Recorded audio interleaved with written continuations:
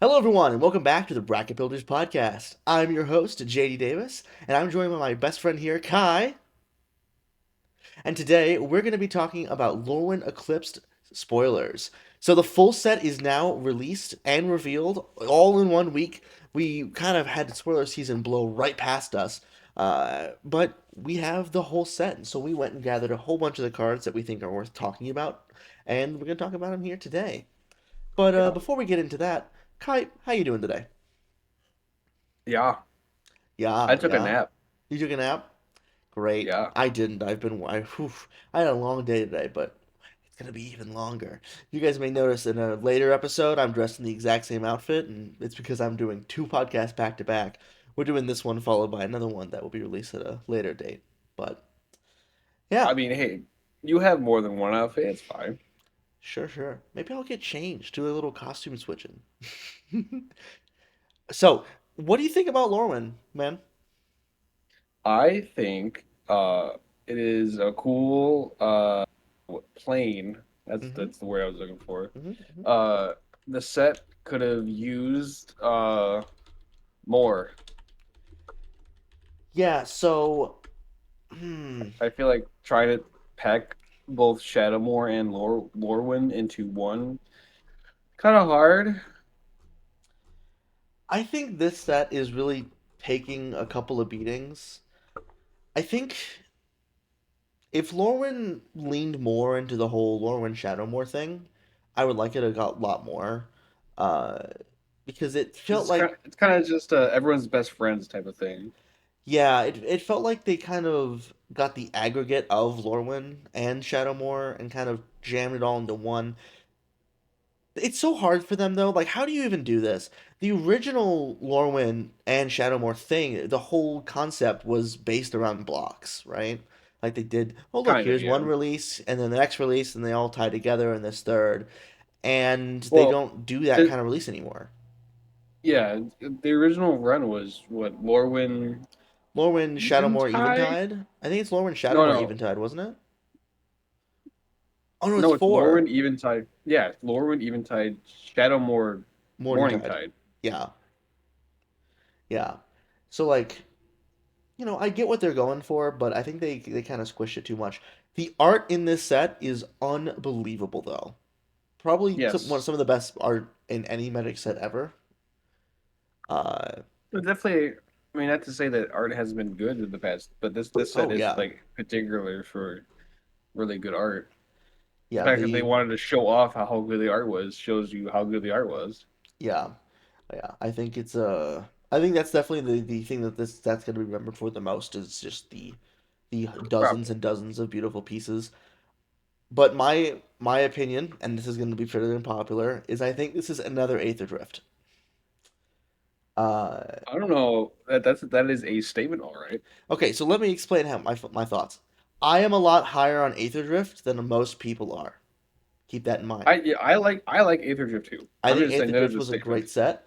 I think the issue with Aether Drift was that so many of the cards were trying to push a strategy that no one wanted to play, which was vehicles, right? And so all of these like insular vehicle cards didn't jive with people. Were an inherently weak strategy for Commander and 60 card competitive formats. Uh, and the only big standouts were like the Commander deck Commander and like an Yeah. uncommon, right? Stock up. Hashiton. Yeah, it was like Hashiton and stock up, and that's all people really talk about still from Aether Drift. Uh, this is the same thing, but instead of being vehicles, it's six typles. Yep. The difference, Kindred though, stuff. the difference is Kindred is a lot more popular and a way more powerful than vehicles. Inherently, Kindred is going to be stronger than something like a vehicle deck because your cards are designed explicitly to have synergy with one another. Uh, and so, like, this is this set is a lot more powerful than Eighth Drift because of those reasons, but I think it's similar in quality. Though I'm hoping the draft environment is better. We haven't been able to draft or pre-release yet at time of recording, but Eighth Drift was just play the green card, win the game. Uh, We'll see if it's the same here, but seems pretty good. Now, if we did a podcast for Eighth Drift, I don't think I would have had 40 cards, and we have 40 cards to talk about today.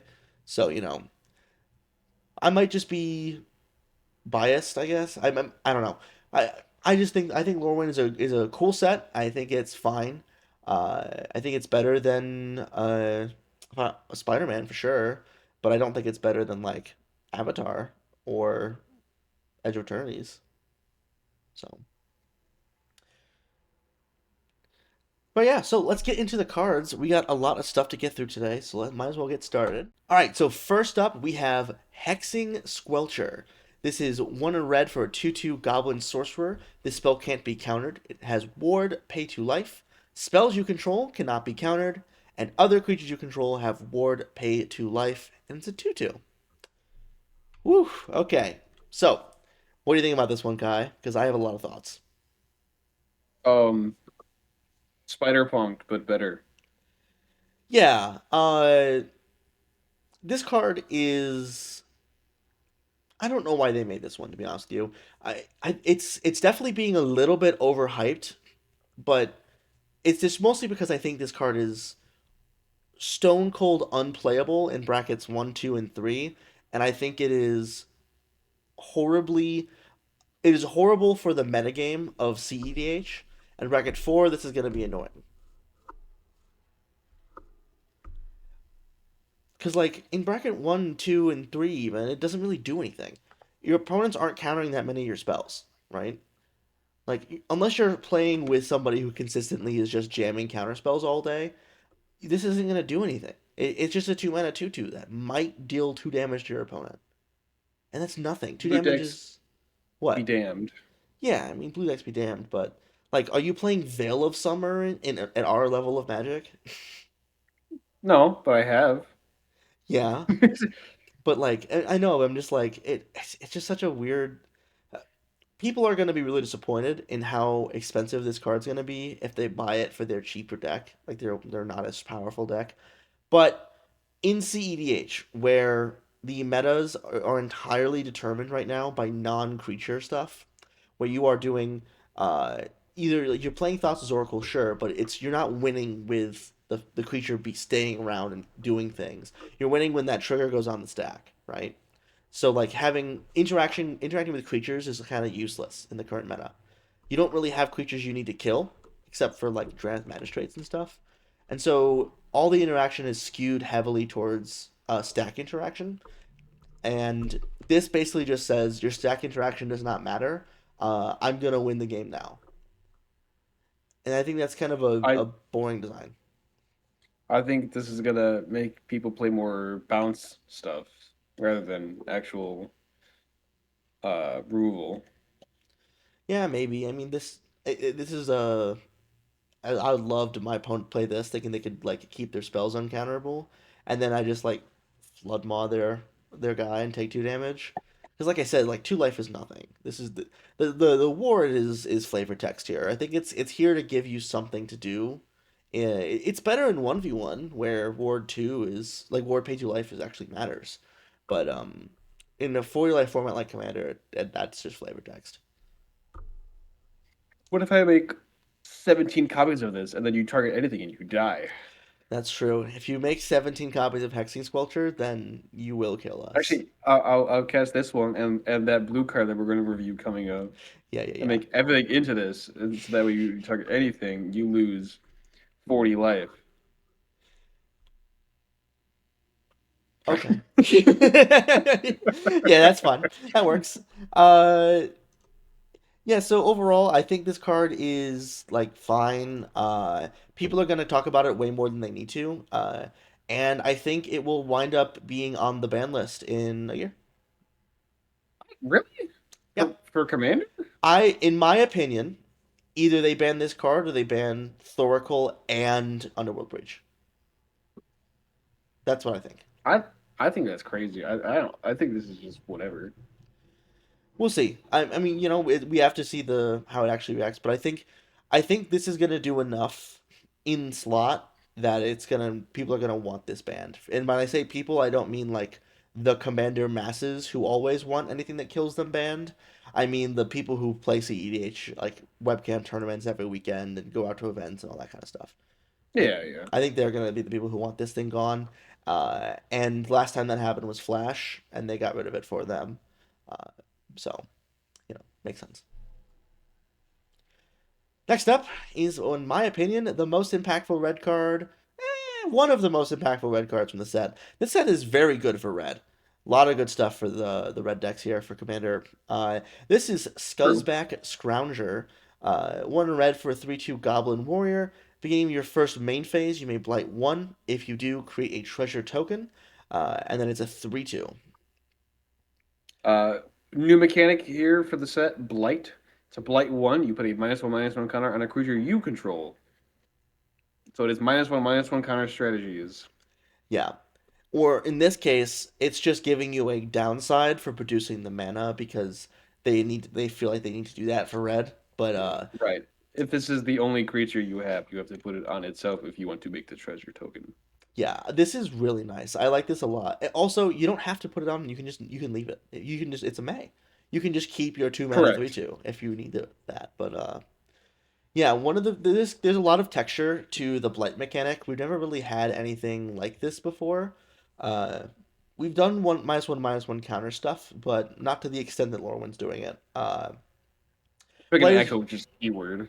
Yeah, Blight is very cool. I think in most red decks, if you're not playing green, of course, this is just rampant growth, because your creatures are going to be so huge, or you're going to have so many of them that like turning in a Krenko Goblin token to get another mana, or turning in one power on your 6/6 Atali, making it a 5/5, will matter so little that getting the extra mana is just more than worth it every other time because the two most powerful things you can do in Magic are cheating on mana and cheating on cards. And this does one half that equation for only 2 mana. It's basically a 2 mana mana rock for red decks in Commander, and that's pretty good. Obviously, if you're playing green, play the 6 rampant growths we have now. Oh, I'm gonna play this in Chishiro. Yeah, yeah, modified synergies is another thing worth mentioning for Blight. Because It's -1 true. -1 counters are do make a creature modified for Cheshro that Commander he was talking about, uh, and there's just a bunch of other cool stuff. So love this card. I've already got a copy and I've put it directly into my red creature deck that I have. All right, Kai, you want to read this one for us? A slumbering walker, 3 white for a 4/7 giant warrior. When it enters a two -1/-1 counters on him. And at the beginning of your end step, you may remove a counter from this creature. When you do, return target creature with power 2 or less from your graveyard to the battlefield. So it comes in as what, a 2/5. A 2/5. So wow. Okay. This card's done a lot of really cool stuff. Uh, because it starts at 2 power, this 5 mana giant creature does synergize with all of your power 2 or less synergies. Uh, it also does a thing that we've been seeing a lot from White in the last couple years, which is reanimate small stuff. Uh, but this one is not mana value 3 or less. It is power 2 or less. Uh, there are a lot of creatures with power 2 in White that you want to reanimate. Uh, and all you got to do that is the same turn you play this, take a counter off, bring a creature in. Uh, this is basically I, almost as good as is Revelark, I think is what it is. the elemental? Yeah, I think Revelark is this is probably a reference to Revelark, isn't it? I don't think so. Was Revelark Lorwyn? Yeah, I think Yeah, so. I'm pulling it up right now. It's an evoke elemental, so Yeah, so it's probably one of the Lorwyn sets. That's probably what this is referencing in some way, but uh, um, I like how this is. It just has remove a counter on it. It does not need to be a -1/-1 counter. It mm-hmm, just you're probably gonna start with those, so it counts with them. But mm-hmm. Skyfall is dying today. God bless you, Skyfall. I did notice that when I was looking at stuff earlier. Yeah, you know, it's crazy how we have something as good. Yeah, it's from Morning Tide. Uh, It's crazy that we have the resource that is Scryfall for free, and it's not run by Wizards. It's True. such a crazy thing for a game to have. Such a powerful like resource.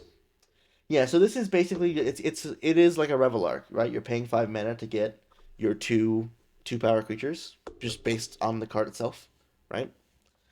Which is cool. But instead of being a leaves the battlefield, it's an end step trigger. I think this is a very good card. I think you should play this in every deck that would want to play a Revelark. I think it's really funny that I with don't know about every deck wants to play Revelar I think so. because Revelar normally is can be due for that, but I feel like it's also used for loops. I guess if you're talking about like the pure infinite combo applications, then Yeah, you yeah. obviously can't swap it with Revelark. But if you're using Revelark to reanimate creatures and not just go infinite, you should play this. But like even reanimator decks that are trying to go bigger, this is a good target for this. Uh, if you have a Delny in play, because it starts at 2 power, you get to do it twice at the end step. And if you can keep putting True. minus one counters on it, you can do it again and again. Which is a very interesting texture to the card. Lots of very fun stuff for this thing. I like this one a lot. I'm very high on it and I'm excited to play it a lot. Yeah. All right, Kai, read this little Beautiful, guy. Beautiful Explorer. 2 and a green for a 1/1. It is a shapeshifter changeling, which means every creature type. When it enters, create a tapped Immutavault token, which is a land with tap add colorless and pay 1. This token becomes a 2/2 creature with all creature types. Until on a turn, it's still a land. This is awesome. I had the idea to make a token land deck at some point because of a Hmm. certain card. I can't remember what the name of it is, but Hmm. it's like you divide your lands in half and sack one pile and don't sack the other pile, but it does not include token lands for some reason. Huh. Are you sure it's not? Are you talking about getting hit with a Liliana of the Veil ultimate? No, it's a red card. Huh. Interesting. Okay. But where this card is best is every single typal deck that is in the color green. Are you playing dragons? You should play True. Mutable Explorer. Are you playing elves? Probably stick to Word Elves, but this is still pretty good. Mutavault's a great card, right? A land that can attack as a 2/2 of your relevant creature type is very strong. And this is a relevant creature This type is body that does that. just ramp on 3 as Yeah. well. Yeah, it's ramp on 3, triggers all your creature synergies, but still land ramps you. Because one of the big like downsides of ramping via creatures is usually that uh, your creatures get removed, like there's a wrath, and now your ramp is all gone, and the people who were land ramping continue to keep all their stuff. This is a creature that triggers all your like. Uh, I almost said the elf one, but that's for like I mean this works well with the elf one. The new elf when you cast a creature spell draw a card all that kind of stuff. Triggers all of those things while still ramping you via land, which is very nice. Uh, so yeah, very high on this card. I'm excited to play Omnath. this one. Or not Omnath, Dragon. It's Yeah, 2 mana. in Miram, this is 3 mana make 2 lands. Oh yeah. Yeah, very cool. All right. So we've left the realm of rares for a moment to dip down to Omni Changeling. This is 3 blue for a 0/0 shapeshifter changeling with Convoke. You may have this creature enter as a copy of any creature on the battlefield except it has Changeling. Oh yeah. Okay, so free clones are very strong. Clones are pretty good if you build your deck around them, or if you play at a table with lots of big creatures like you would in lower brackets. This having Convoke means it's can be free. Free spells are very strong. Uh, Having it be a changeling means this also has further textures of working well in your synergy decks. Anything in particular beyond that you're looking towards, Kai? No, it's yeah.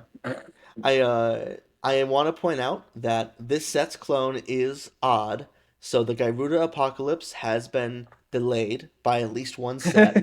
I Uh, every forgot day about we that. approach the Gyruda Apocalypse. If you don't know what that is, Gyruda Doom of Depths is basic. So this was a standard deck at the time, but is slowly but surely being ported into Commander.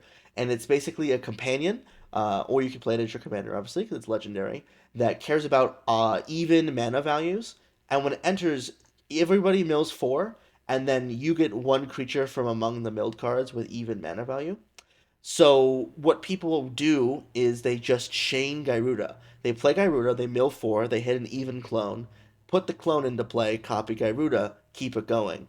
Uh, and once there is enough density of four mana or even mana value clones, uh, you'll be able to just play your companion and mill the entire commander table out and win. We are approaching the critical mass, and the more even Uh, clones, uh, the math is You'll be there. fine. The math is there.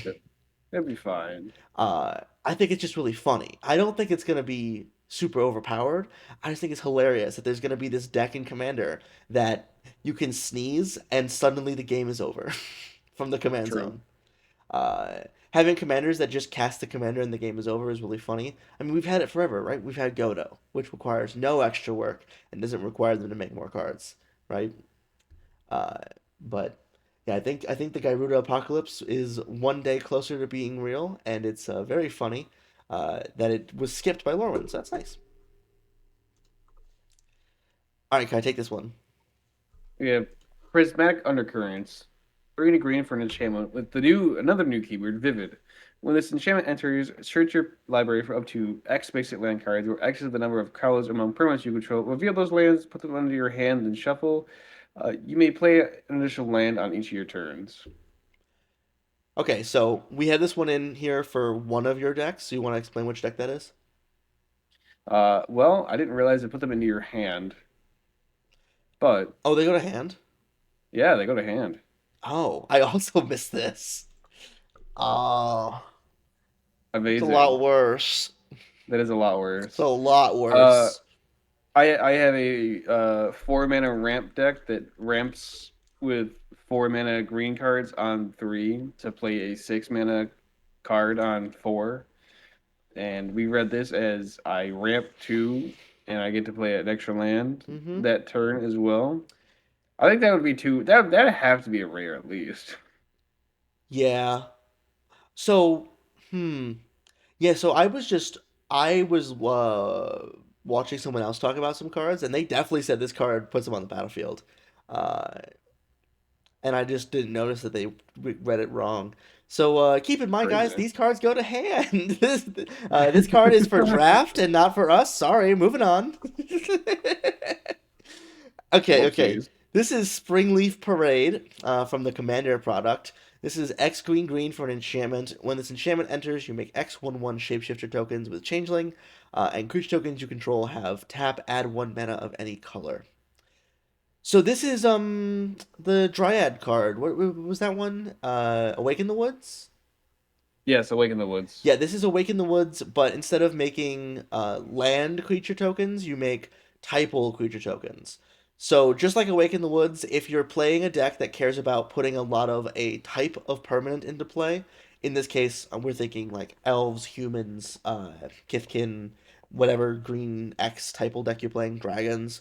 Uh, this gives you a fireball effect to just put a huge amount of them into play, or just a small amount of them. But the cool thing is that it also turns all of your tokens, your creature tokens, into birds of paradise, which True. is That is a important distinction. being able to play this for just two mana and have it sit around as an enchantment is really, really nice. Which makes this more versatile than Awaken the Woods, even though that card triggers landfall a whole bunch, but this is the most similar comparison. I think this is a very nice card. If you're playing a creature token deck, I'd say look at it. If you're playing one of those typal strategies, they can make a lot of mana, like elves. Yeah, I said this seems really good in elves. Look at this one. Yeah, X green green make X Llanowar elves would be played for sure, and I think a lot of people will miss that aspect of this card because it's got changelings on it and not specifically elves, even though this is a phenomenal elf card. It's in the this comes in the Elemental. elemental precon, right? Yep. Yeah, a lot of the best new cards came in the elemental precon because they were just like, oh, five color deck, let's make some good cards. Uh, this just Speaking of like which, this card. So this is Sodden Verger. This is part of what they call the Tango land cycle. They're finally going back and finishing these. Uh, this is a land with two types. It's Forest Island, and it enters tapped unless you control two or more basic lands.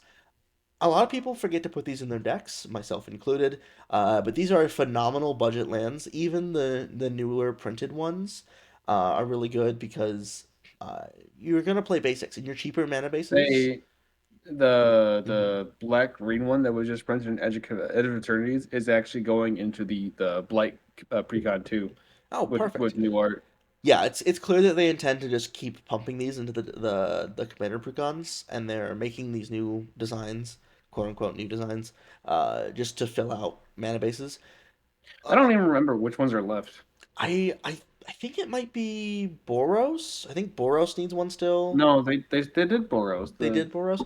Well, that was the Yeah, first one of the first like new ones though, right? yeah, Let me go. yeah. It Hmm. was that. Can I search up Tango Lands? I think is Tango Land would do it. Yeah, I got them. We're Yep, missing two. We have eight. So we two. have Selesnya, Gruul, uh, Azorius, Boros, Rakdos, Simic, Demir, and Golgari. Well, we got all the green pairs. Yeah, we have all the green ones, which is great because that's where what you want for these five color decks. You want your green X lands, so you can find them with all your land tuners. True. Uh, Missing Orzhov. yeah, we're missing Orzhov, which makes sense. They never print Orzhov lands for some reason. It's Uh, true. and then what else is it? Is it black and something else? It's blue and something else. Is it blue and something else? It Blue and is blue red. and something. Yeah, blue and red. Is it? Yep. Yeah, the is it one's missing too. Orzhov and Is it? Oh, that's Orzhov crazy. and is it? Oh well, we're probably gonna get the is it one with Strixhaven. Did you see what happened on Did you see what happened on the Magic Minute today? No. Okay, we'll talk about this one later. I'll save this for later. Don't let me forget Okay. about it. I'll Something try not to. very happened today. But yeah, so Was they're it like finishing this. leaks? They're finishing this land cycle, which is awesome. I like these cards a lot. They need to finish them quicker because Orzhov needs better lands. True. All right, Kai, you want to read And this one? here is the off-nabbed goat. This light does not help. Uh, pay 1 mana. Sorry, off-nabbed goat. He's one in a black for a goat, 0/5. Pay one, draw a card, gain control of this creature, and put a -1/-1 counter on it. Only your opponents may activate this ability, and only as a sorcery. When this dies, if it had one or more -1/-1 counters on it, each owner or its owner draws that many cards, each other player loses that much life. Yes, it's great. I love when this dies, I get to draw five, and each opponent loses five. Yeah, and as an opponent, if I'm sitting across from this, being able to just like pay one draw a card is so powerful. But it's only as a sorcery, so it's only during your turn. Uh, and the odds are your opponents are going to eat all of this. And so your three opponents collectively get a total of five cards. And you personally get five cards. But even if you hand it off to somebody, if one of your opponents activates it and it goes over to them, you can then pay the one on your next turn to take it back. And if that kills it, Correct. you draw an extra card. So even if you never touch this thing again, if you play it and just pass it off, you're gonna get the how the card advantage works in Commander. You have three opponents, and they each get less card than you get from the draw because you're getting a full card, whereas your opponent, quote unquote, is splitting the card amongst three of them. It's very weird. It's like the arcane denial math. It's hard to explain but once you really dig into it, it makes more sense. You This is get more great. card good. Your card advantage is better for you than your opponent's with this, even if you couldn't activate it yourself, but you can once you've given it away, which is awesome. I think this is just a fun design too, being able to interact with the board in a different way. Yeah. This is like the Plus, perfect commander design. if it's one or more -1/-1 counters, it means it actually can go negative if you find a way to dump a whole bunch on it in one go, which means you can actually draw more than five. Yeah, you And you could, might even be able to kill your opponents with this goat. which would be awesome. Like putting like 99 of those counters on like a land and then moving them all over Wait, what's that one white card that lets you do that? Like it's like five. I think it's like it was from Streets of New Capenna. It's that like whenever a permanent leaves, if it had counters on Oh, it, you can move it to the something else. enchantment. Yeah, that one. That Yeah. one. That one could do that pretty easily. That's pretty cool. But Well, I was just thinking about the other card we were to talk earlier or later. That is the red one. oh yeah, that one. Oh yeah, Because you'd have to have more creatures and stuff with higher toughness, but it'll be good. Yeah, but this card is great. I want to jam this one in my black decks and like the card draw slot and just have fun, right? Okay, this is for me. This is Grave Venerations. This is three in a black for an enchantment. When this enchantment enters, you become the monarch. At the beginning of your end step, if you're the monarch, return up to one target creature card from your graveyard to your hand. Whenever a creature you control dies, each opponent loses one life and you gain one life. So they did a whole bunch of these enchantments that are like 4 mana. Sometimes they're a little bit more. You're the monarch now. If you're the monarch, you get to do a thing on your upkeep, and if you're still the monarch, it's an even better thing. Uh, and those are all pretty okay. They were specifically designed for Commander, so they are fairly strong. But like they what they do without the monarchy is so weak that it feels like it's not even it feels like it only matters if you have the monarchy. It's really really hard to keep it into your upkeep. So you don't even get like one guaranteed trigger with it. This card, however, is an end step trek if you're the monarch. So you can play this, immediately rebuy a creature, and now you have a Blood Artist effect in play. And then if your opponents hit you and take it from you, on your next turn, you attack and take the monarchy back. You get to rebuy another creature card in your end step because you have the monarchy. You have a chance to take it back before it triggers again, before it checks, and so you can get more value out of your card. it's just the fact that it says end step and not upkeep makes it Yeah, infinitely better. yeah. Stuff that triggers after you play it instead of the next turn is more Generally value. better. Not Yeah, generally better. Not yeah, that upkeep stuff is yeah. can't be good, but Yeah, it's not strictly better, but generally better, and I think this one is definitely in that it's range. But it is, consistent is the word we're yeah, looking for. and it is not. It's not as impactful as the if you have the monarchy effects on the others. It's not like dealing 15 or whatever, but Right, but it's still a great card. it's not impactful because it trades that off to be more consistent. Yeah, and I think that's exactly the kind of cards I like to play at Magic. So very cool. All right, Kai, read this one for us. This is, I think, one of the most important lands that we're gonna get in recent times. It is Abundant Countryside. It is a land with three abilities: one to tap to add colorless, one to tap to add mana of any color. Spend this mana only to cast a creature spell, or you can pay 6, tap it, and make a 1/1 colorless shapeshifter creature token with changeling in every creature type. So, Crazy. if we're lucky, this will be the most impactful land this year because this is bonkers. Uh, it's Tribal basically decks, hello, here's your new staple land. oh Play typal this decks. forever. No, you don't even need typal decks. Are you playing one of Jeremy's 5 color creature value piles? You can get Wooburg every True. game with this with essentially another command tower, right? I need this. If Yeah, you true. This is essentially another command tower. yeah, if you're playing like 25 to 40 creatures, this is Creatures effectively command tower. creatures normally have the pips you want to pay for anyways. Yeah. And the non-creature spells, almost all of them you can still cast with the colorless. Ancient Ziggurat, I believe, is the name of the old card that was just the Yes. middle line of text here. And Yep. I've tried it in decks, and it's come up where it's hurt me. Trying to cast board wipes usually is where that will come up, and it can tap for colorless still, so that's great. It's perfect. But all of that stuff we just said about how good of a fixing land this is, it's also utility land. It lets you yes, paying 6 mana for a token is pretty bad. If you're doing that, that means something has gone wrong in your commander game. But Or you're building around this card specifically and you yeah. want to just make a token every turn. Well, honestly, this is we're getting closer to having almost every land in your deck be able to make tokens. There's that one land that I play in standard sometimes that I can't remember the name of right now, but it was on the Edge of Eternity's bonus sheet. But it comes to play taps, you choose a color, and then it taps for 2 to activate land abilities. And there's we're getting closer to the fact to every land being I make mana or do something else, and sometimes it's I make mana and also can do something else. This is very strong. Uh, I think people are gonna forget about this one, and they shouldn't. This should be in pretty much every commander deck. That is playing, like I said, 25 to 40 creatures. Yeah, we'll see how much this card is literally January of next year. Yeah, this is definitely one to check in on in the year wrap up for next year because whew, I'm worried Mm. about this one. I think I think we should do what the other channels doing and do speculations each month. No, please. I already spent too much money on Magic. All All right, you want me to do this one? right, explain to me how this one works. Okay, so this is Aberrant Return. This is 4 black for sorcery. Put one, two, or three target creature cards from graveyards onto the battlefield under your control.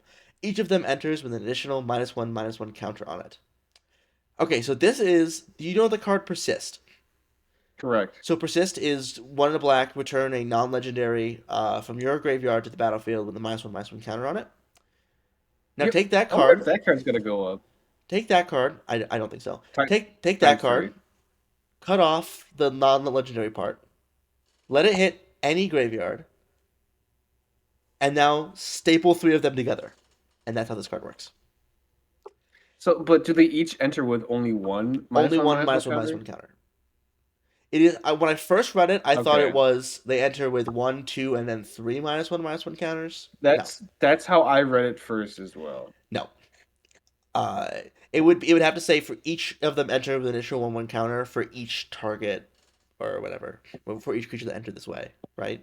Something like that. This is just three persists stapled onto one card. This is six Okay, mana reanimate three things. Very that's good, okay. That's very good. Uh, what was that Sinister Six card? Was that 6 mana reanimate six? yes, I believe so. I could. It's behind me somewhere. I got you. No, Sinister Six was 7 mana. Reanimate six things. So this Right. shaves a whole mana off.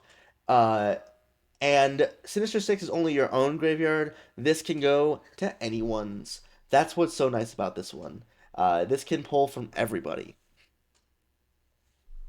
Uh, Sometimes your graveyard is empty, and sometimes other people's graveyards are full. exactly. Sometimes you're playing against Henzi Toolbox Tori and you want to steal their Baylor before they can reanimate it. Uh, Oh, Sometimes you're playing a really bad mono black deck focused on crimes and reanimating things from your opponent's graveyard, and you just need density of that effect. Uh, this is just a really cool card. And also, a lot of creature combos require 2 to 3 creatures to do the thing. This is 6 mana, win with your combo if the whole thing's in the graveyard. So you can do hey, what's who is knows? it? Maybe the minus one counter will actually kill it. Maybe, but yeah. So very cool. All right, on to the next one. This one is Voracious Tome Skimmer. So this hybrid blue black, blue black, blue black for 2/3 fairy rogue with flying.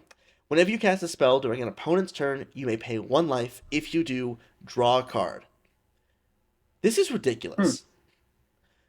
Okay, so This seems like it should have been printed in that one precon from um, what's it called? the fairy one from a Uh, couple years ago. yeah, yeah, yeah, So yeah. that deck, that was a minor theme in that deck. Alila was the alt commander, not the main commander. Tegwell was the main Right, commander. it Yeah, was. but you just think of Alila because of how prominent that card has been since then. That deck needs to come back for me, dude. There's been so many upgrades for it. I got some Lorwyn a little early, and I put this into my Stola deck just because I had it with me. I was like, let's see how this goes. Uh, this card, I played it on my turn, and I drew 4 cards before I untapped. Really? Yeah, because I had a bunch of spells in hand to cast. I had a bunch of instants. If you're playing with cantrips that cast at instant speed, if you're playing with cheap flash creatures, if you're playing with something like True. an Azula deck where you have a Hmm. lot of like cast at flash speed enablers, even if this thing just draws you 1 card a turn rotation, which it won't, it's going to draw you probably two because of how you built your deck. This is already going to be a good enough card. It's a fine body.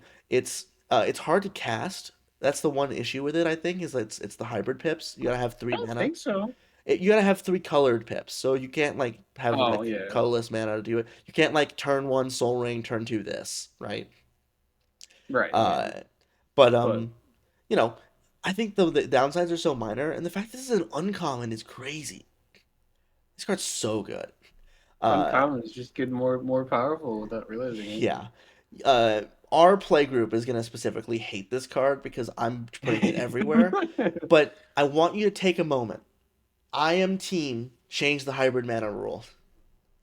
hmm I want you to take a hmm moment and imagine this card in an Is It Spellslinger deck and all of the cantrips that they have in their decks. What this will do for something like the Locust God. Listen, I want to play Lila's Slick Shot Show Off with more hybrid cards because Mm-hmm. I could plot them. Yeah. This oof. This card, it's very good. You're gonna be seeing a lot of this one from me. Big fan of Voracious Tome Skimmer. One of the best cards for me in the set, and it's an uncommon. You want me to talk about this one too, guy? Personify, Yeah. one in a white instant, exile tag creature you control, then return that card to the battlefield under its owner's control. Create a 1/1 color shapeshifter creature to which it like. Wow, what do you play? What do you want to play this in? Okay, so it's not what you think. I'm not putting No, this in my humans deck. really. Uh, I'm most excited about this one for standard, to be honest with you. I'm thinking about trying this one in the humans list. I will be honest with you, but one mana for your ephemerate, cloud shift, etc. Blink stuff is kind of is good, right? That's the rate you're used to.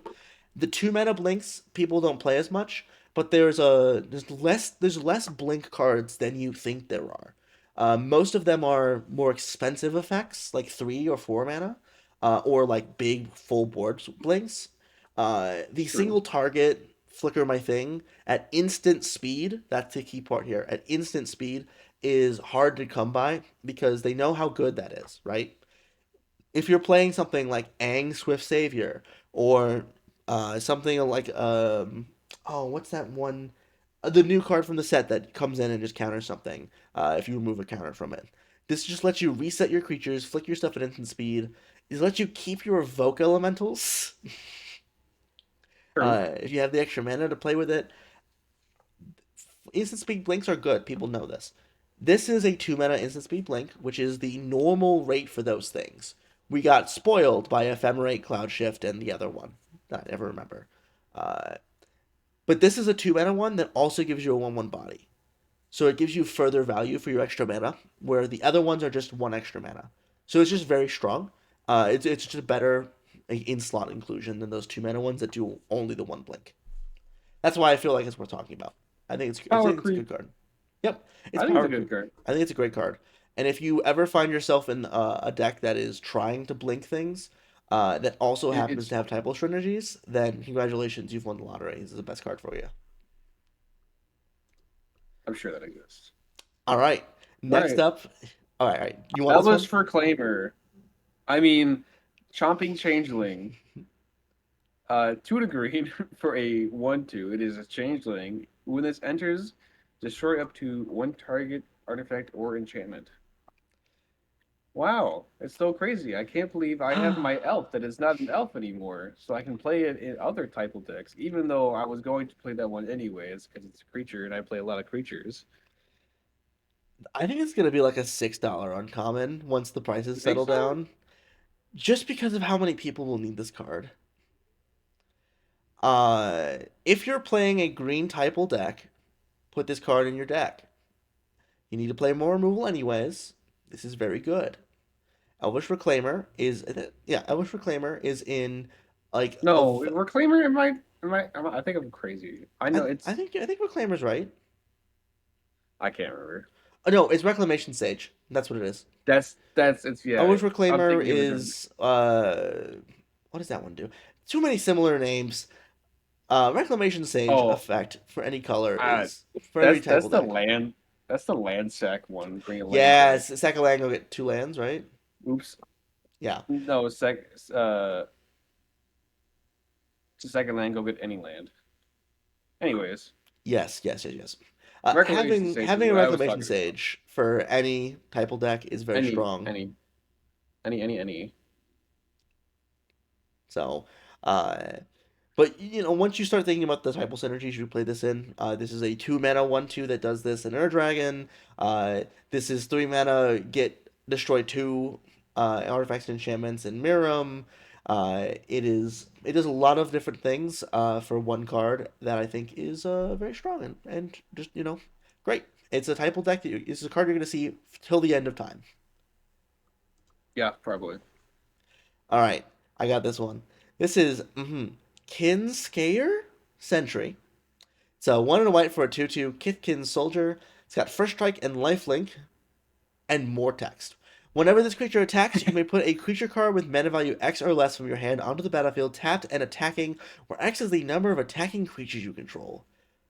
Oh, goodness. All right. This on two. Mm-hmm. Adeline Resplendent Cathar on three. St- Attack. Stack the triggers correctly, and suddenly Now what you have happens?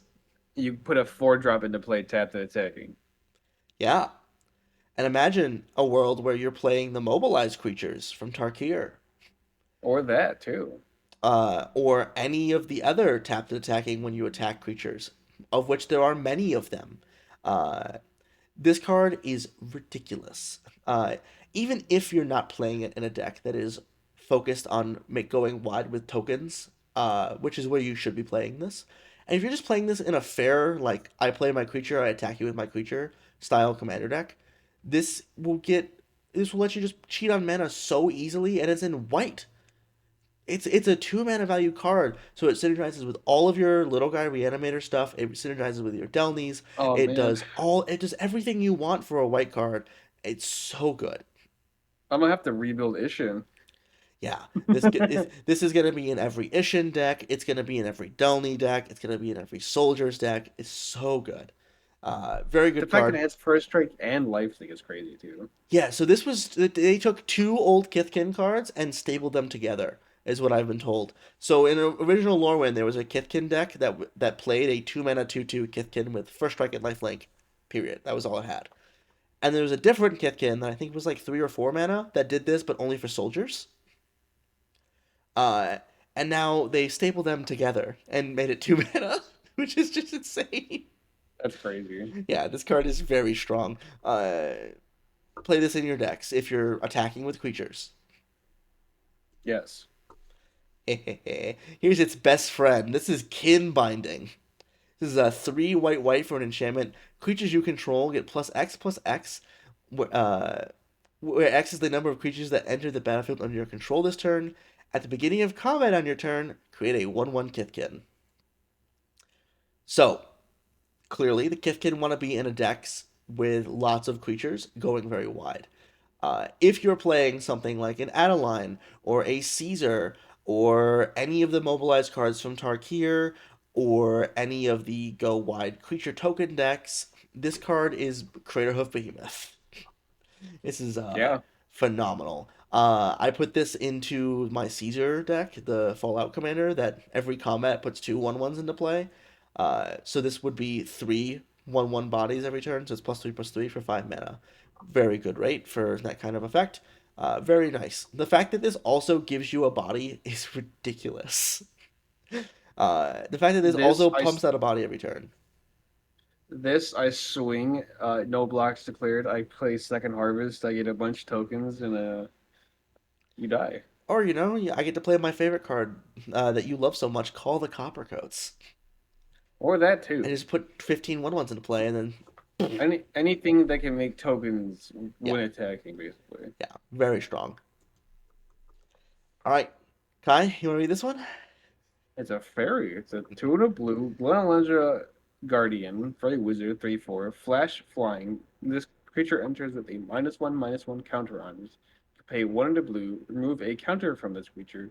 Counter target non-creature spell. Its controller draws a card.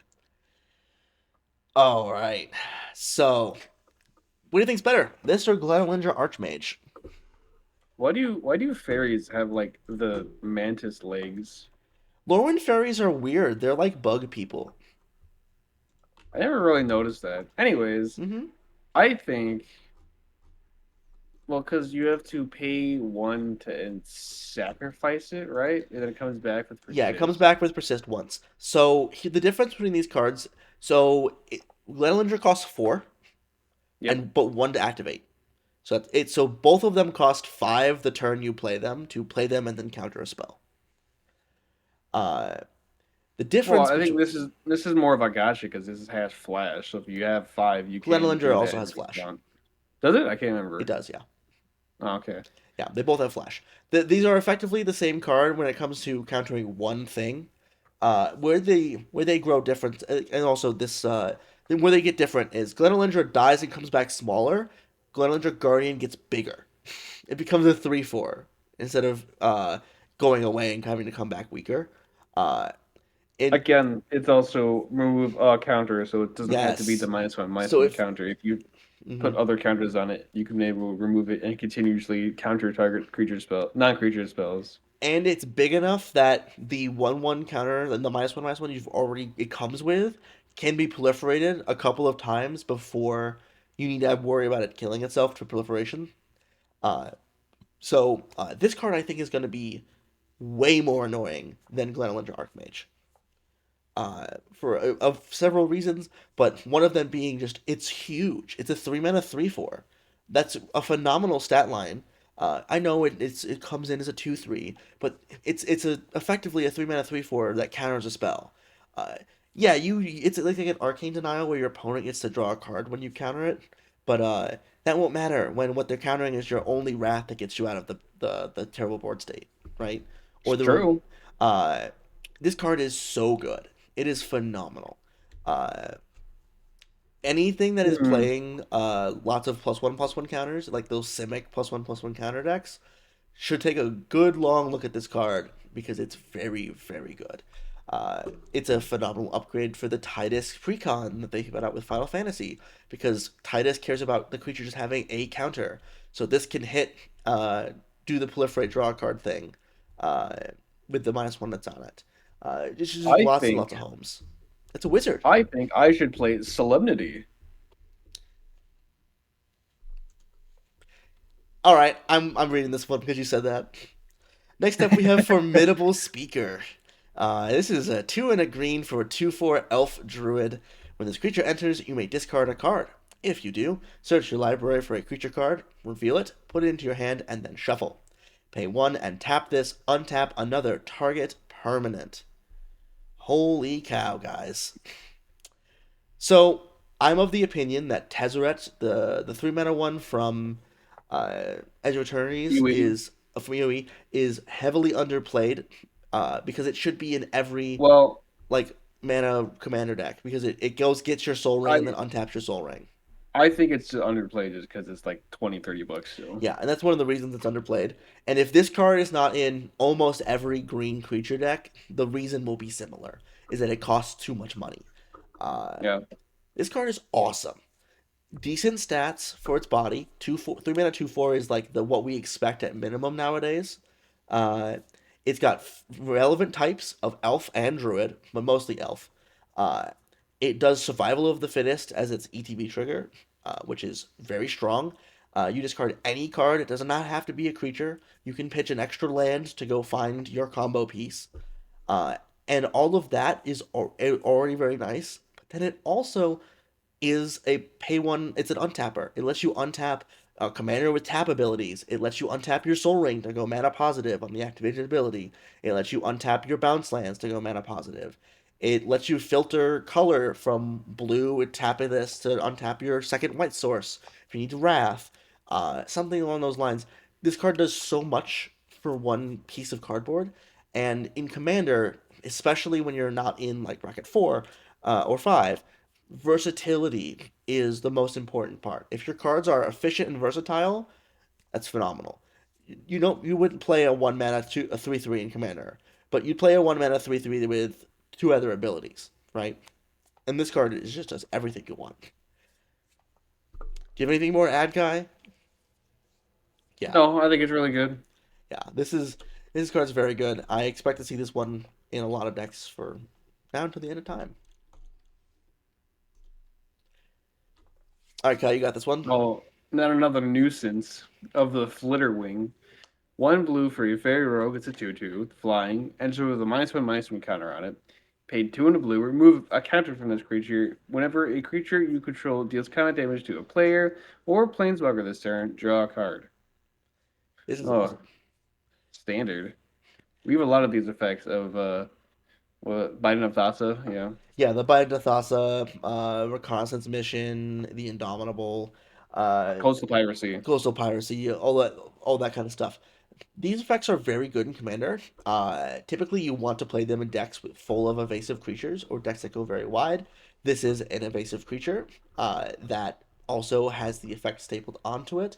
However, it's a one shot unless you can reload it.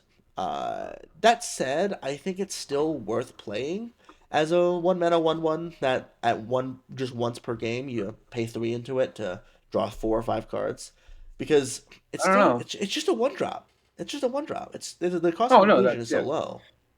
Um. Oh, what's the Esper guy that you were playing that connived all the time? Oh, Rafine. Yes, for Fiend. Yeah, this is a ridiculous include in a Rafine commander deck because you can load this thing up with a million counters from conniving and then refill your hand by paying three and taking one of the connive counters off. Yeah, Yeah, it's crazy. yeah, that one's really good in Rafine. Rafine's another deck of mine that got a lot of cards from this. Former deck of mine. So yeah, very, very good card. In specific homes, it's not as ubiquitous as some of the other ones. It's not like a formidable speaker. You want to play this in a very big, like a go wide creature token deck, or flying men, or obviously fairies, uh, and draw just a ton of cards for one card, and that's very nice.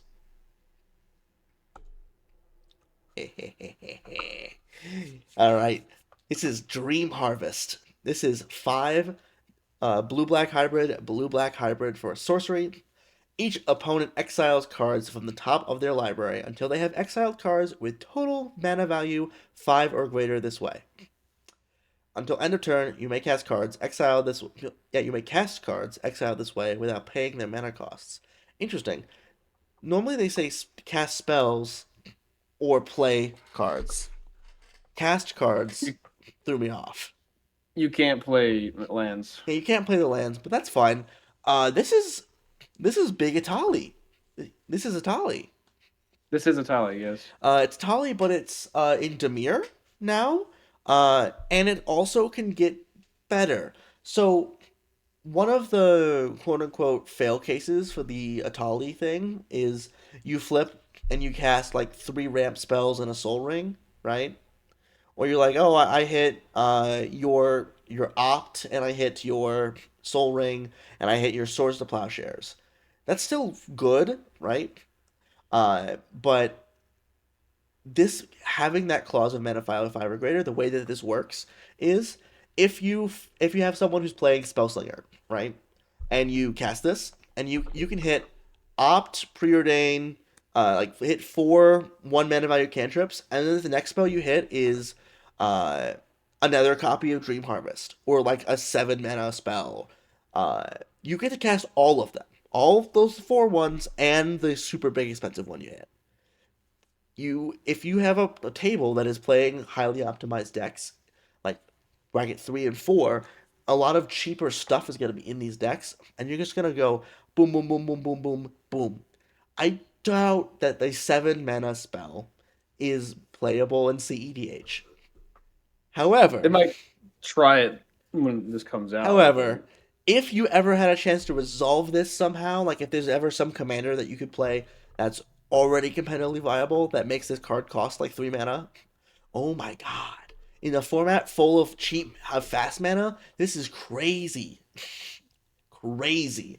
Very, very cool, big, splashy, game ending commander bomb that I think people are really undervaluing how much stuff you can get off of this thing. There's not really a fail case. I was until I reread the card. I was like, oh, that's cool. Yeah, I've kind of every set has these. This is a rare for commander that usually you can look at once and go, okay, this is gonna go in the pile of 10-cent rares. But I think this one is just slightly above the pale for You're from right. the It's to gonna being go good on the enough. 25-cent rare. Yeah, this is a $2 commander rare, buddy. This is a $2 commander rare that you're gonna hate because you're gonna be so far ahead in the game, and your opponent's gonna flip 15 spells, including a wrath, and then they're gonna wrath first, and then cast all the other spells right after. True. Yeah, I very don't know nice. what this can go in one of my decks, but I feel like I should put it in something. I have two copies, and I'm putting them in all of my blue-black decks that are eligible to play the card. Little aside here on the hybrid mana rule, this gets a lot better if you can play it. Is it? Again, yes. If you can play it Is in it a is it commander deck, this gets a is lot it better. Spellslinger just loves hybrid mana if that change goes through. Yeah, if the hybrid mana change happens, the biggest winner will Plus be the is the Spellslingers. plus I think that just makes Is It Spellslinger decks so much more interesting Oh because yeah. Is It Spellslinger decks even like the same throughout the entire creation? Or they just like, oh, here's a new thing for them. Hmm. It's just like another one mana cantrip, which is like, wow, that's cool. Yep. I'd rather have a big splashy bomb than Hmm. Yeah, very cool. I like this card a lot. I'm gonna try and cast it as much as possible. It reminds me of that what's that like Behold the all right. Multiverse, I think. Yes. So you're gonna get one card from me, one card from Jeremy, and then I don't know. One card from you, one card from Jeremy, and 37 cards from Silva's Locust God deck. Yeah. Yeah. All right, Kai, you got this one. All right. Here we have an elf, champion of the perfect. 3 and a green for a 6/6. Whoa! It's an elf warrior. As additional cost to cast a spell, behold an elf and exile it. To behold, you exile an elf you control or an exile card from your hand. Whenever you cast a creature spell, draw a card. Whenever this creature leaves the battlefield, return the exile card to the owner's hand. Wow.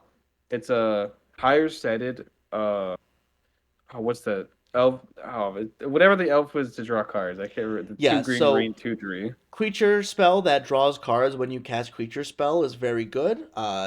A density of those in Commander makes your deck more consistent and more powerful. This is one only for the elf typal decks, but to make up for that, it's a 6/6. It's huge. It's crazy. I can't believe my card draw engine can be a beater. Like, imagine you're going up against a normal elf deck and they go, yeah, okay, I'm gonna turn one Llanowar elf. I'm gonna turn two to another ramp creature. All right, it's turn three. Yeah, I'm gonna go. Here's a 6/6. Exile this extra elf I don't care about. Spell, spell, spell, spell. It's just attack you for six. I think this card is a 6/6 because the elf decks have been so neutered by fire magic and pyroclasm and similar effects in 1v1 formats that they're like, we just gotta give them a huge body that is an elf for them to have any hope of this happening.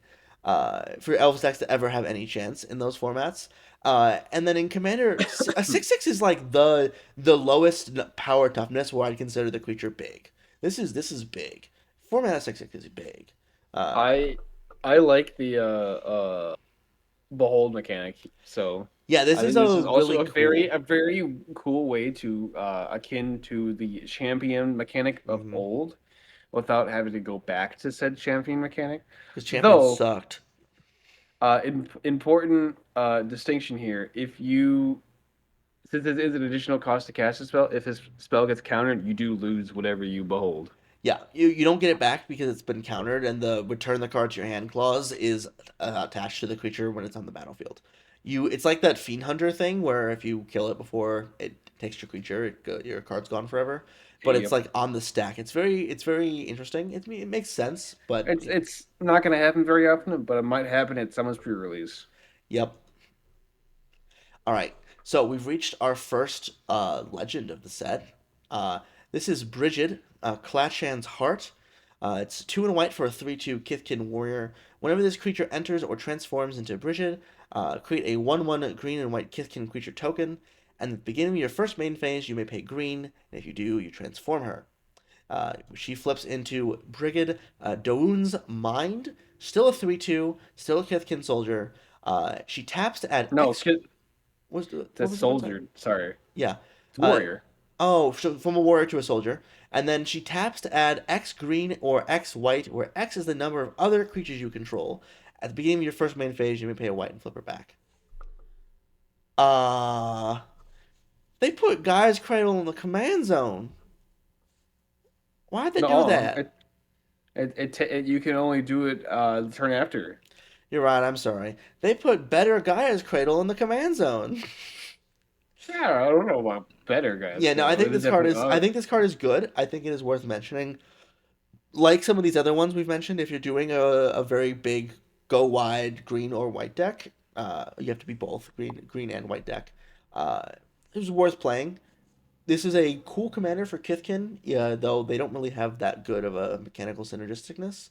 But this is just a good card in general. If you're just going wide with creatures, you make a lot of mana out of the command zone, and mana ramp in the command zone is rare and very powerful. True.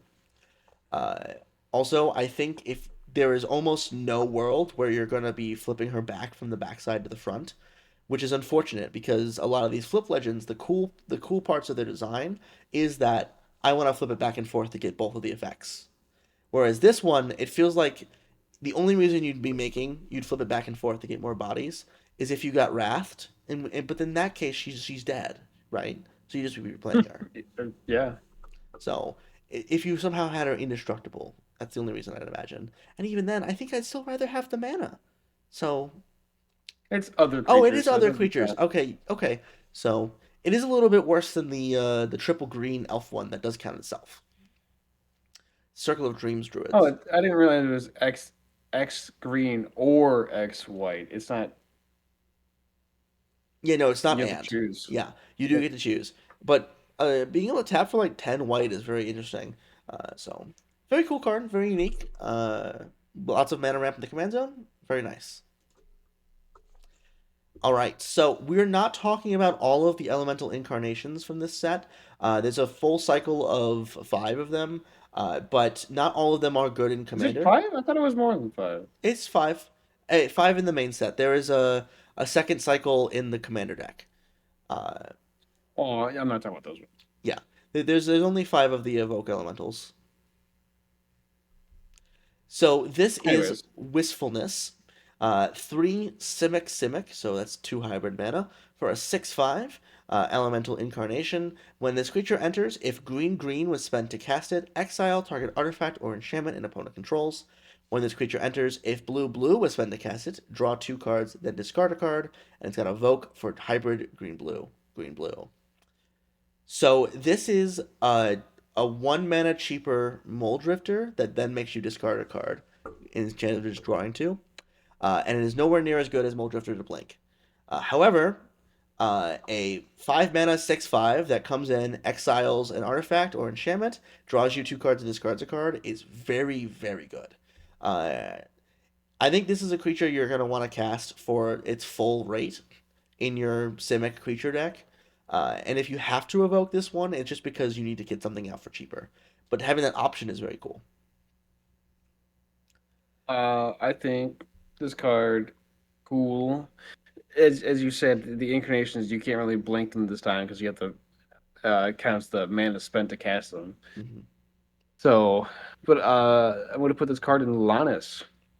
Yeah, exactly. Just like decks that can utilize the That fact that you have a creature entering for cheap, or are able to make enough mana to play a big creature.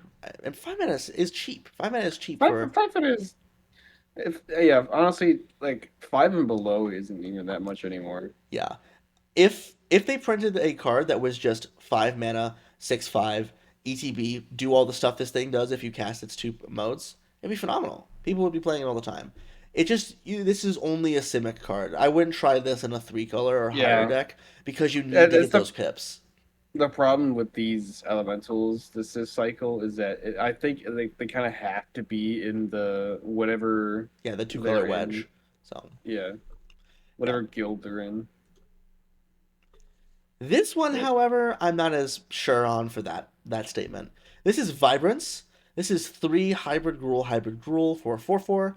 When it enters, if red was spent to cast it, it deals 3 damage to any target. When it enters, if green was spent to cast it, search your library for a land card, reveal it, put it into your hand, then shuffle. You gain 2 life. Evoke for hybrid.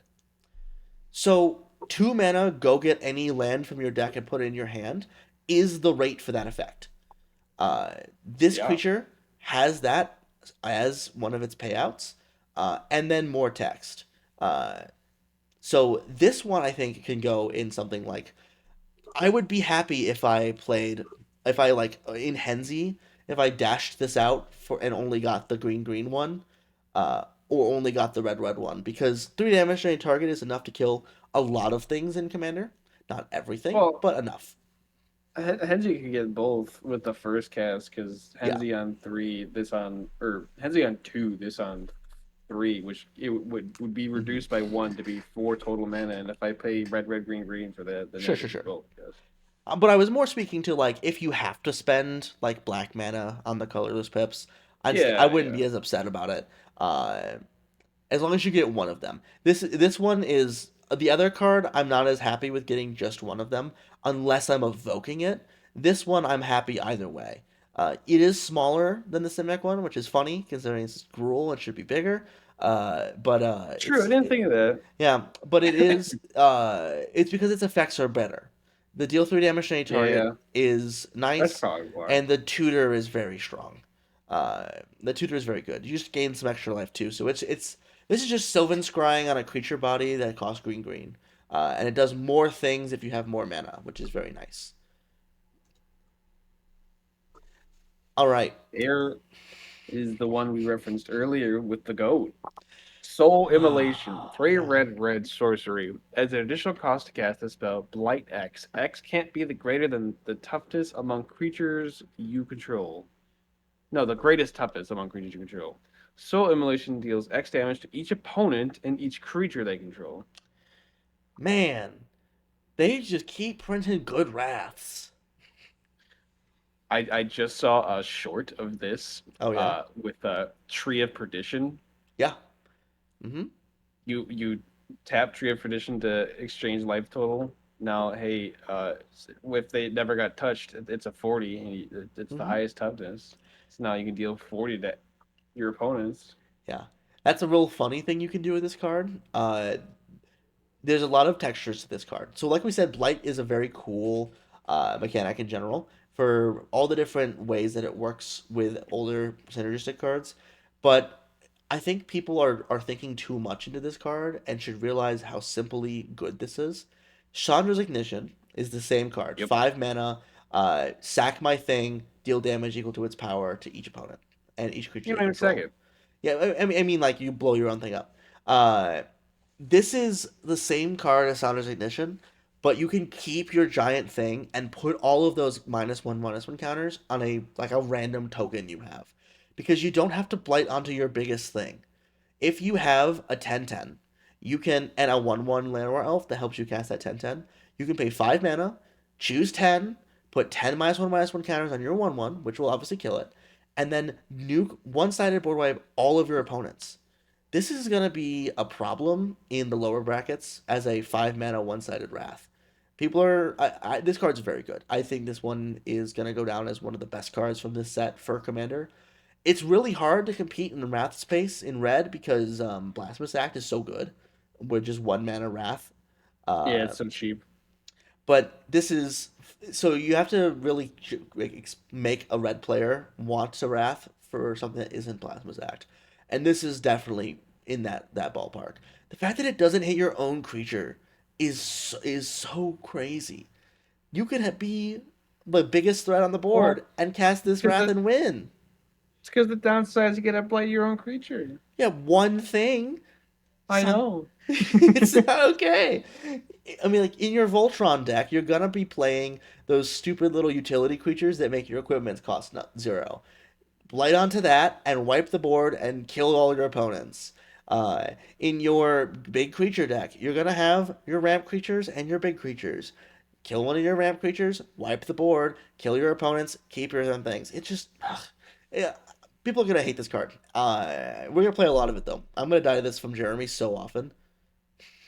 That's if he gets a copy and if he knows what it is. No, But he knows about it you'd already. probably He already has one. okay. Well, oh damn, that's crazy. I was gonna say you're probably gonna die for it more than me. but Yeah, we'll both of see. you guys are gonna be killing me with this card a lot. I don't play enough red for this to kill you guys, but every red deck I have will have this in it, and we'll be killing you guys with it. Uh, so very strong card, very cool.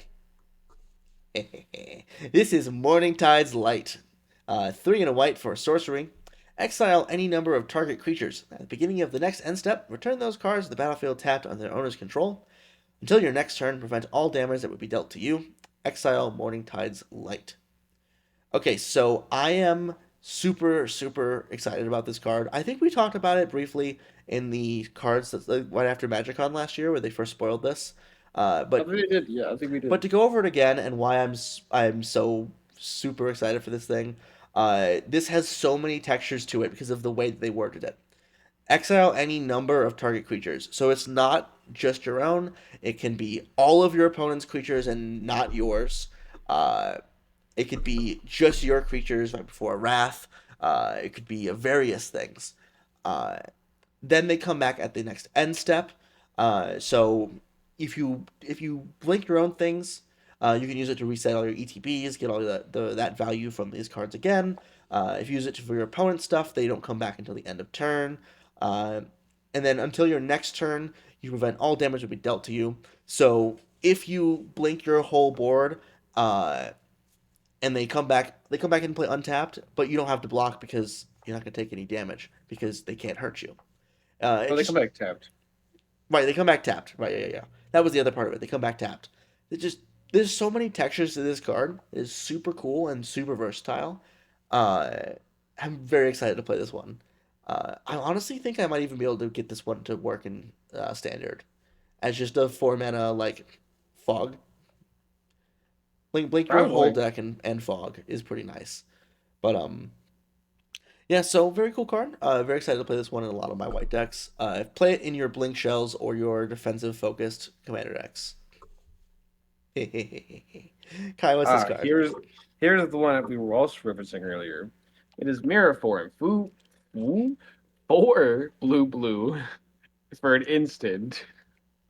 Each non-land permanent you control becomes a copy of target non-aura permanent. Oh my god.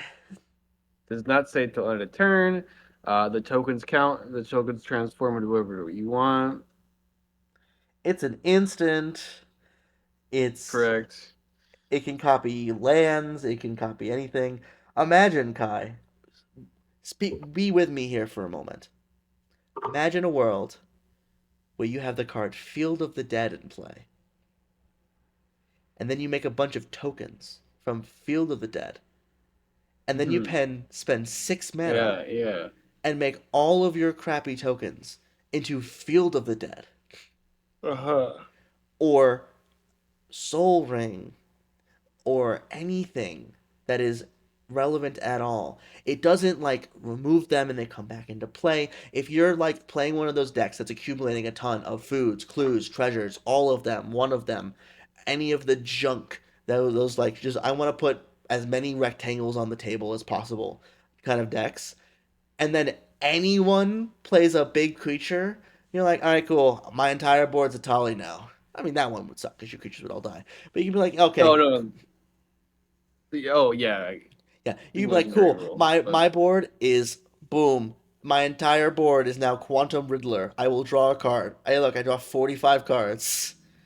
Uh, well, you don't draw the ETB, but yeah. No, but I mean like the next time you would draw. You don't get the ETBs for the things, but that doesn't matter. You're gonna use this to make copies of your stupid passive effects. You're gonna make a ton of like value stuff.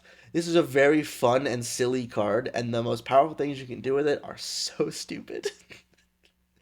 So like this one a lot. Very excited to play this. I'm gonna find a deck for this. I don't have one right now, but I will find one. It's gonna be very funny. It's worth noting that if your commander's in play, it does turn your commander to that thing. Yeah, this card just does so much various different silly things that wherever you're gonna play it, it's gonna be good. It's just one of those. Till the end of time, we're gonna be referencing the silly shit you can do with mirror form. So, all right. So, Kai, you want to read this one while I pull up the search I did? Here is Meek Attack. Two in a red enchantment. You can pay one in a red. You may put a creature card with total power to up to 5 or less from your hand onto the battlefield. That creature gains haste at the beginning of your next end step. Sacrifice that creature. So it is akin to sneak attack, but it can only do quote unquote small creatures. Mm-hmm. Well, what I was thinking with this was less, oh, I'm gonna put like a very expensive card into play. There are a few of them. You can put like Thought Monitor, Hornet Queen, Agent of Treachery, Famished Worldsire, those kind of things into play. Uh, but what I was more looking for was the fact that this is once this resolves, they don't have the chance to counter your put your creature into play anymore for 2 mana. Yeah. Can you think of some powerful creatures that you would like to sneak through counter magic? No. None at all. Nope. What about a little card called Thassa's Oracle, which is a one I don't three, know. and so it's a total toughness 4. Well, I feel like if people wanted to do that, they would have been doing it anyway with sneak attack. Well, that would be uh, it's more mana in at the like initially, right? Sneak attack's 4. 4. It's just like the other one we talked about earlier, the Glenalindra one. It's the total mana is the same, so it's 4 for sneak attack, but 1 to activate. This is 3, but 2 to activate. I think the place that I would play this is less of I'm trying to do a meek attack thing where I'm gonna put 7 mana creatures into play, uh, and more I already have a creature value deck that happens to have a lot of creatures that fulfill this requirement, and I am now giving them haste by paying 2 mana. Yeah. It's like a Henzi it's like a Henzi for smaller creature value decks. Uh, if you're playing stuff like Solemn Simulacrum or Professional Facebreaker or Scoot Swarm or Payless Plunderer or a Canny Manufacturer, you can even just pay 2 and blitz it in for a turn. Uh, you can do that kind of stuff, which is very cool. Uh, but the other texture to this that you may not realize is like Sneak Attack. If you activate this in their end step, you get to keep your thing until your next turn. Like you have a full turn with it, so you can get like upkeep effects from it. So there's a lot Or of really tap abilities, yeah. yeah upkeep effects. Get your tab abilities twice. There's a lot of interesting things that this card can do, and I think it is worth playing. I did spend about 15 minutes while we were prepping the podcast trying to figure out how to go infinite with this because there's got to be a way. There's got to be a way that this can go infinite. Because Sneak Attack can go Oh infinite too. man. But I just think jamming a this into a creature value deck is pretty cool. If you have a lot of like mana dorks to tap for more mana than they cost, this can go mana positive quickly and just kind of storm off. Uh, but it takes some building, and so I don't know if people will put the time and effort in to make this work. I think it's a cool card, and I think it's worth mentioning. All right, so this is Glen Alendra's answer. This is 2 blue for an instant. This spell cannot be countered. Counter all spells your opponents control and all abilities your opponents control. Make a 1/1 fairy creature token with flying for each spell and ability countered this way.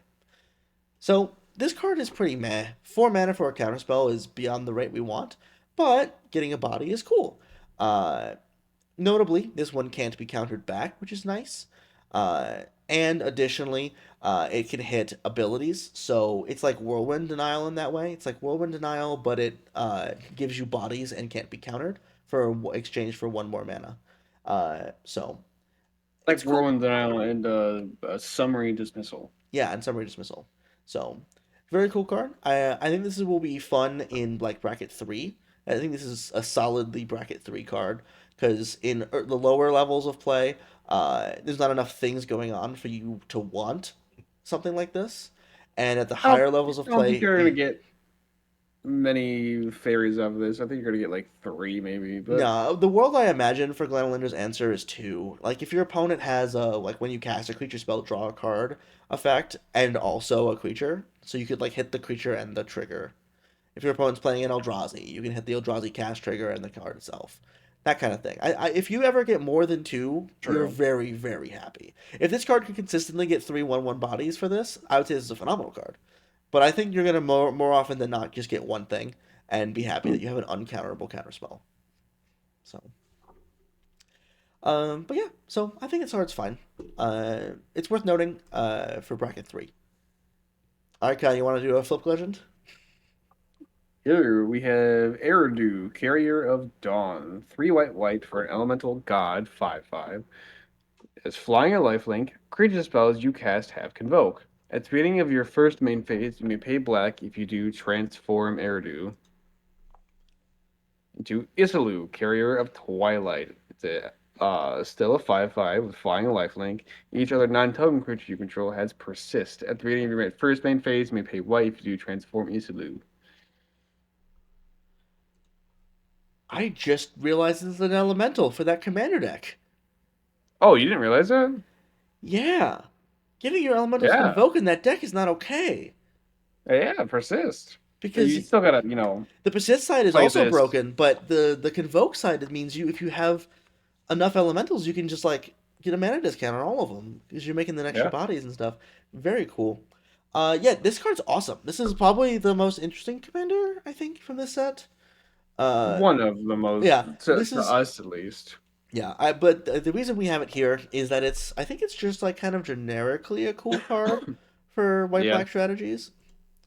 Uh, and like the way the play pattern for this is pretty simple, right? You just play your 5 mana 5/5 that makes all your spells cost less. Cheat on mana a whole bunch, and then if you think they're gonna wrath soon, you flip them back over onto the persist side, and now they can't wrath you anymore. Uh, so pretty cool, very cool card. Uh, the fact that it's a flying lifelink commander is really nice. Life gain is undervalued, and it's cool to have that for 5 mana.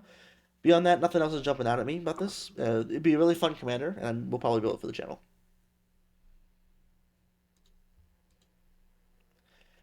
Mm-hmm. You want to read this one, Kai? Chronicle of Victory. We have 6 mana for a legendary artifact. As it enters, choose a creature type. Creatures of the chosen type get +2/+2, have first strike and trample. Whenever you cast a creature spell of the chosen type, or no, whenever you cast a spell of the chosen type, draw a card. I think this is a trap card. I think this is a typo slop bait. Uh, we talked about this a little bit earlier, but basically a card that is giving your creature such a big buff and trample is an overrun. You're supposed to play this and end the game. Because it's doing that forever, it's nice, but the last part of the card though, cast a spell the chosen type, draw a card. I feel like that's not going to come up very often, if at all. And the only way that this would do that is if you're already in like a fail state. Like if you got wrathed on turn 5, and so you're like, okay, I'll just play this Chronicle on 6, and now all of my future elves are +3 or +2/+2, and I draw cards. And I feel like that's just such a slow and bad strategy for this card that it's not worth playing. Yeah. You think so? Yeah, I think this was a bit rough. It's close. I think it's close to being good enough. I mean, 6 mana for +2/+2 in colors that normally can't do an overrun like this is not the worst effect, especially because it gives trample as well, which is usually reserved for green and red. Uh, but I think it's just a little bit too small in the overrun, uh, plus a little bit too small to be a proper overrun, and a little bit too close to a finisher to be a proper like card draw spell. And at 6 mana, I'd expect more from my card. Uh, if this was instead of the +2/+2 and first strike and trample, if it was just the keywords and the draw card, they could have made this cheaper, and it would have been better. But as it is, I feel like it's just competing with so many other better typo cards that it's not worth playing. I think it's all right.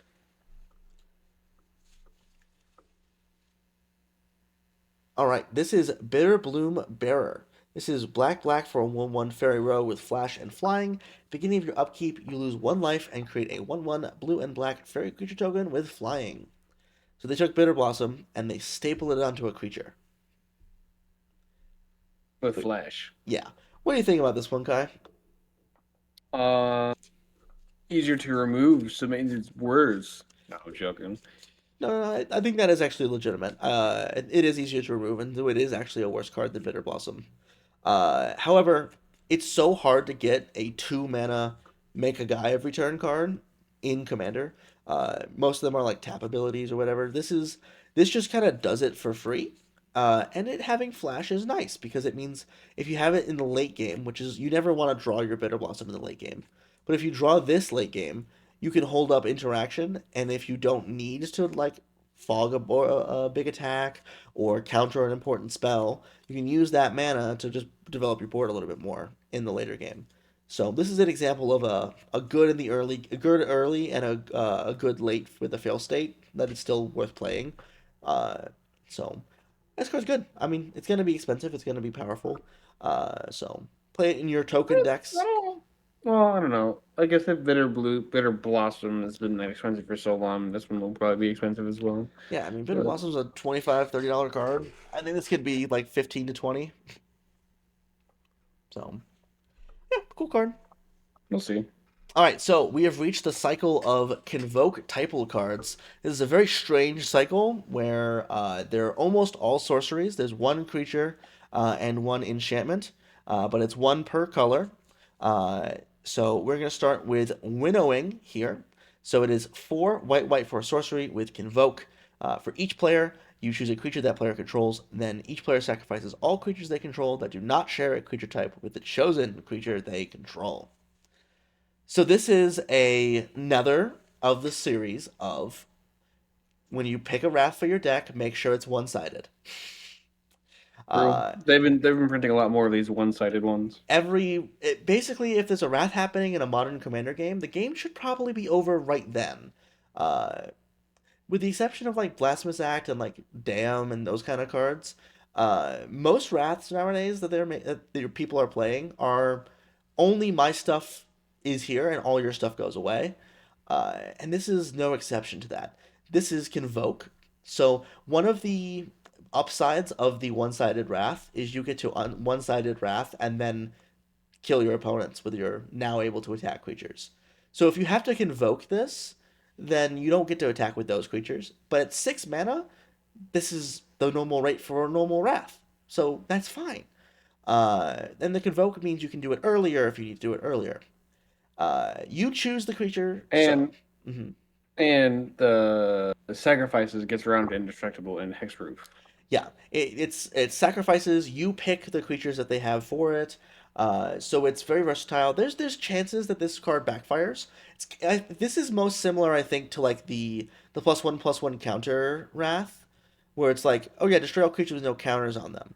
There's enough random counters or enough random overlap in creature types that sometimes this wrath doesn't kill everything.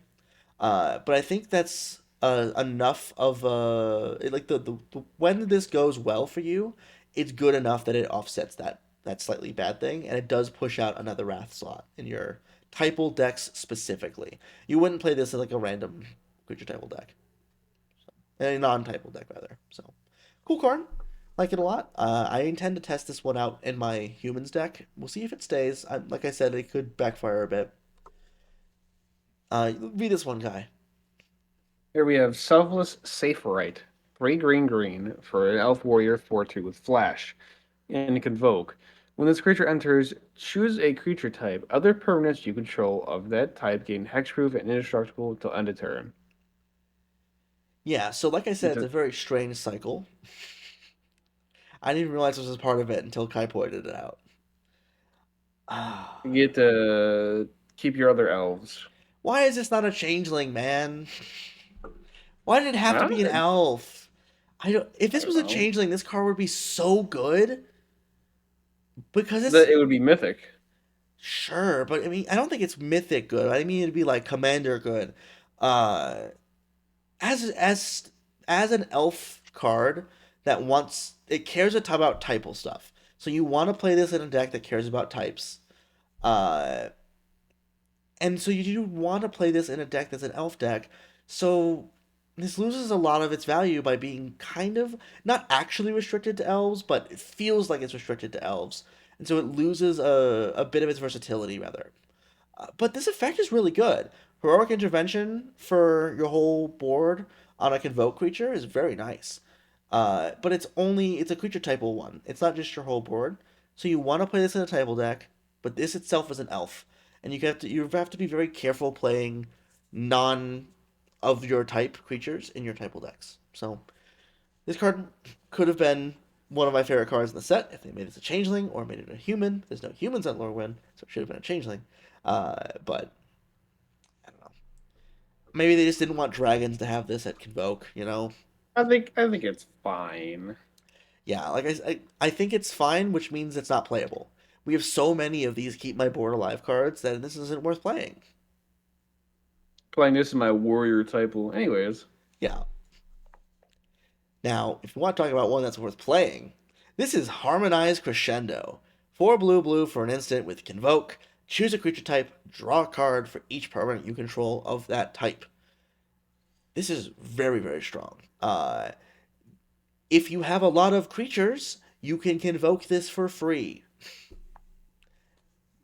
This is going to cost blue in most games, if that, right? And 2 mana, choose a creature type, draw a card for each permanent you control of that type is very, very good. it's Uh, pretty good considering Distant Melody is already 4 mana. yeah, Distant Melody costs 4 mana as a sorcery. This you can hold this up for instant speed shenanigans. You can feint removal or counter spells and then cast this in the end step to untap with all your mana. Uh, Various reasons why this card is very strong. I think it's self-evident. If you play a deck with a lot of creatures that share a type and you're in blue, you should play this card. If you play a deck that has a lot of creature tokens of the same type, this is worth playing this card.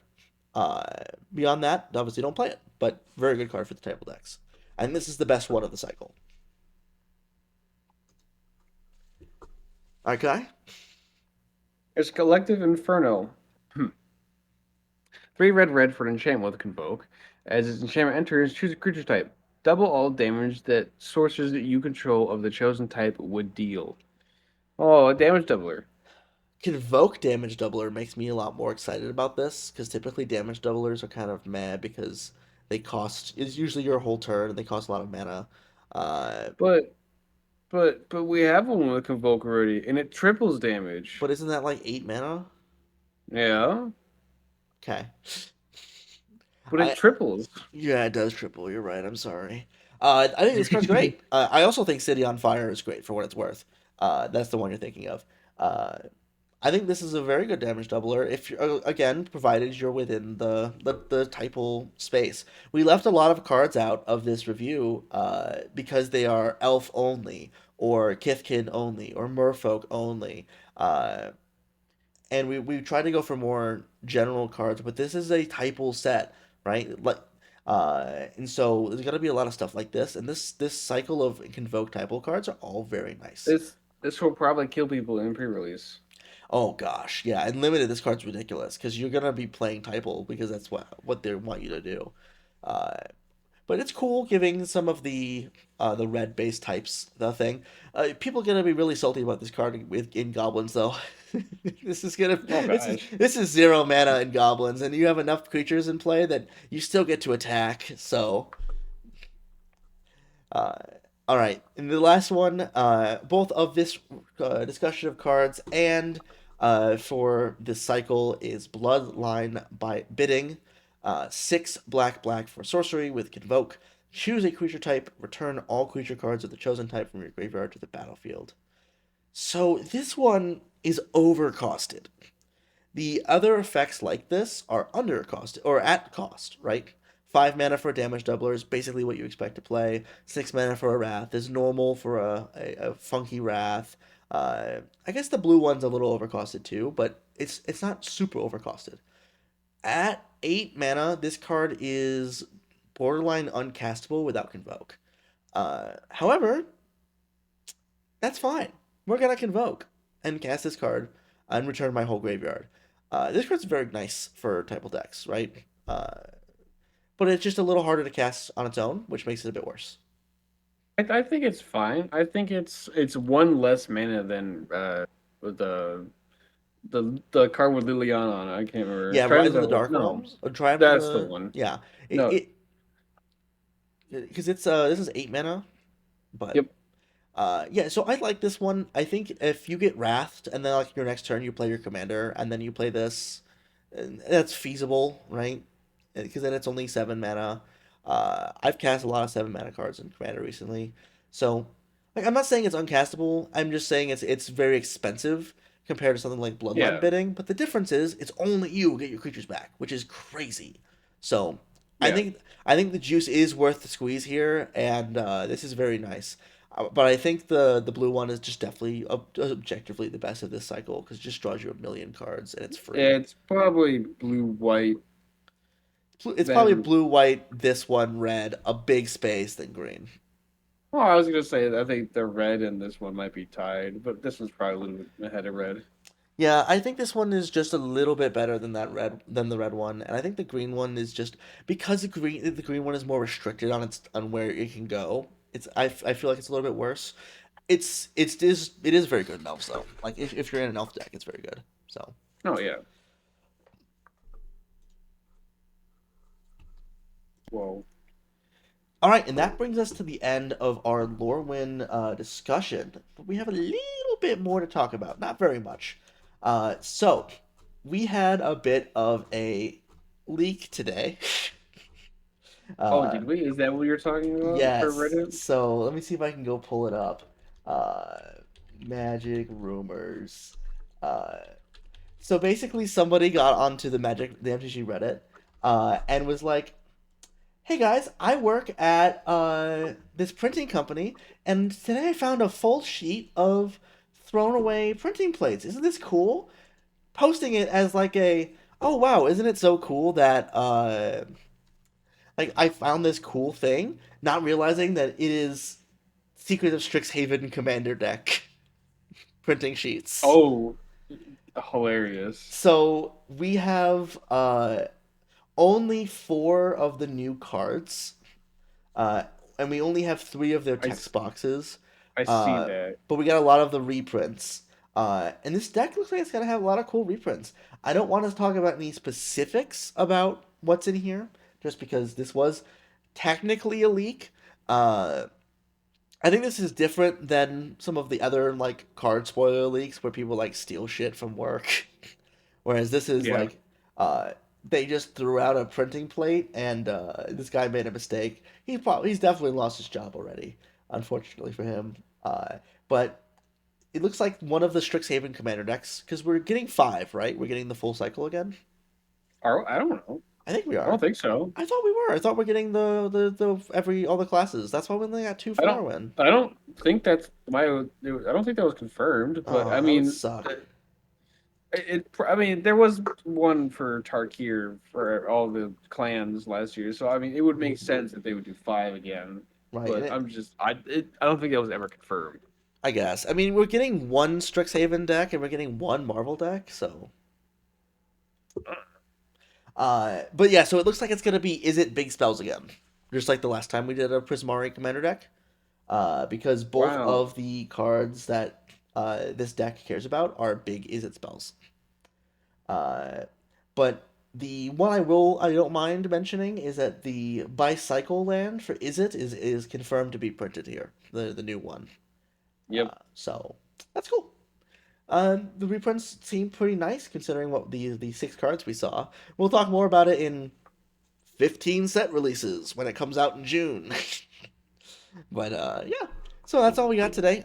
We have a lot of cool stuff coming up in the channel now that we're back from our little winter hiatus here. So thank you everybody for tuning in to the Bracket Builders podcast. We will see you all on the next episode.